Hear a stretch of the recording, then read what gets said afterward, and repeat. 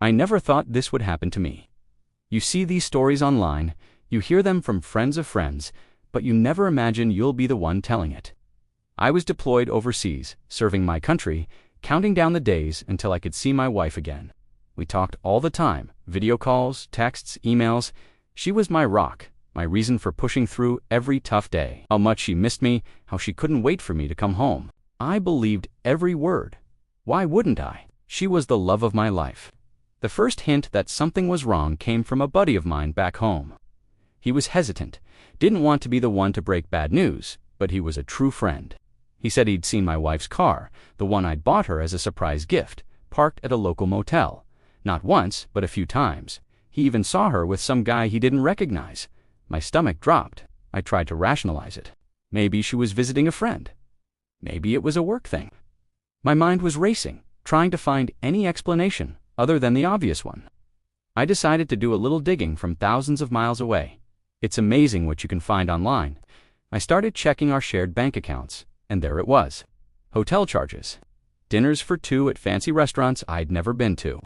Purchases from stores she knew I wouldn't approve of. The timeline matched up perfectly with what my friend had told me. The evidence was undeniable, and it hit me like a physical blow. All those nights I spent worrying about her, she was in someone else's arms.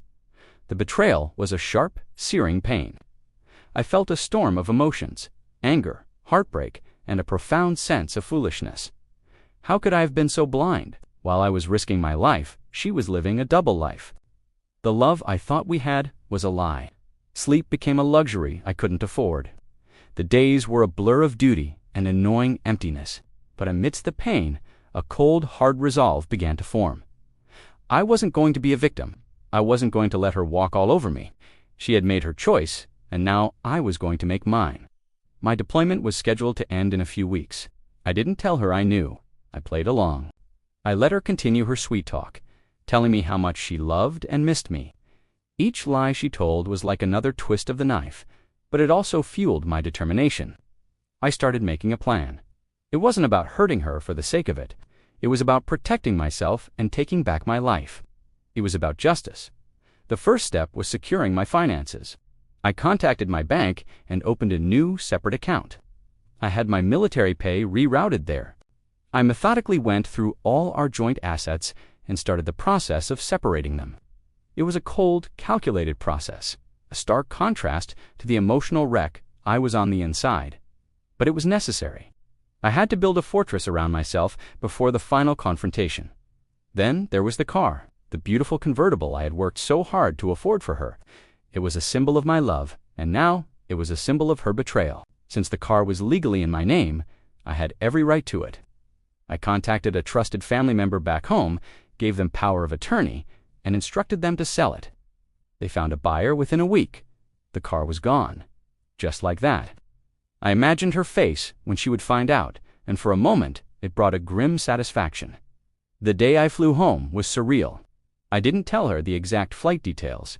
I wanted the element of surprise.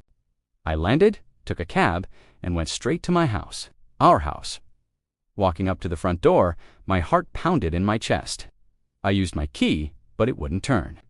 The lock had been changed. She had changed the locks on our home. The audacity was breathtaking. For a second, I was stunned. She had locked me out of my own house. Luckily, I had a plan for this too. I called a 24-hour locksmith. When he arrived, I showed him my ID and my mortgage documents, proving I was the owner. He got to work immediately. As he was drilling out the old lock, a car pulled into the driveway.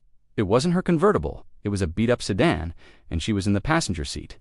A man I didn't recognize was driving. They got out of the car, laughing about something. Then she saw me. The color drained from her face. The laughter died on her lips. She just stood there, frozen, as the locksmith installed my new lock. The guy with her looked confused, shuffling his feet awkwardly. "What are you doing here? You're not supposed to be back yet," she stammered. Her voice was a weak whisper.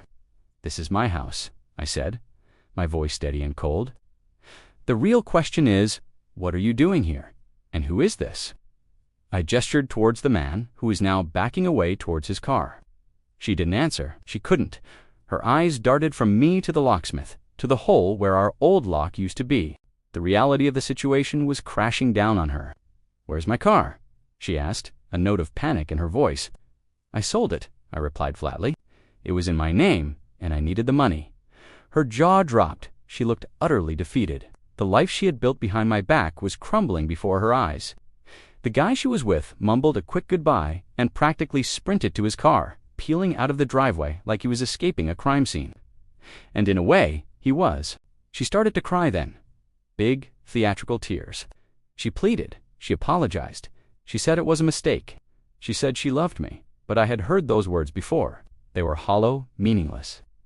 I had spent weeks listening to her lies while she was living it up with another man. The trust was gone, shattered into a million pieces. There was nothing left to salvage. "You have 10 minutes to pack a bag with your personal belongings," I told her, my voice devoid of any emotion. "Then you need to leave. My lawyer will be in touch with yours," she begged and pleaded, but my mind was made up.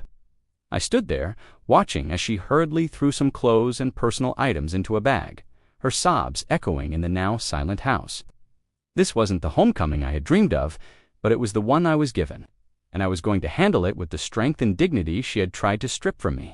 Watching her leave Meyer home for the last time was a strange mix of pain and relief. The chapter of my life with her was over. The road ahead was going to be tough. I knew that. Healing from this kind of betrayal takes time. But as the door closed behind her, I felt a sense of finality. I had taken back control. I had stood up for myself. The house was quiet, and for the first time in a long time, it felt like my own again. The battle was over, and now the journey of rebuilding my life could begin. This experience taught me a hard lesson about trust and betrayal. But it also taught me about my own resilience. It showed me that even in the darkest of times, you can find the strength to stand up, fight back, and reclaim your life. It's a painful process, but it's a necessary one. If you're going through something similar, know that you're not alone, and you have the power to overcome it. Thank you for listening to my story. Please like, share, and subscribe for more content. It helps a lot.